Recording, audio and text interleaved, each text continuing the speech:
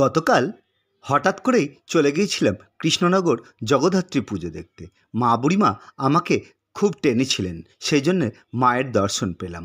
আর এই যে আমরা ঠাকুর দেখছি সবাই মিলে, আর ঠাকুর দেখব একটু ভোগ খাবো না, তাই কি কখনো হয়? এই রাস্তার মধ্যে দাঁড়িয়ে আমরা সবাই মিলে মায়ের ভোগ খাচ্ছি।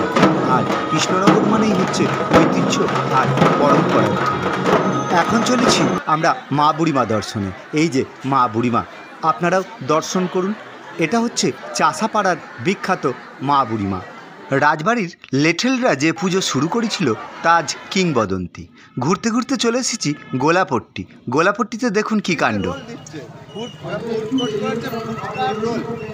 দাঁড়িয়ে পড়েছিলাম রোলে, এই যে রোল খাচ্ছি।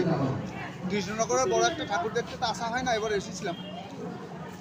এই যে ফুড কোর্টের রোল খাচ্ছি, ভালোই লাগছে খেতে।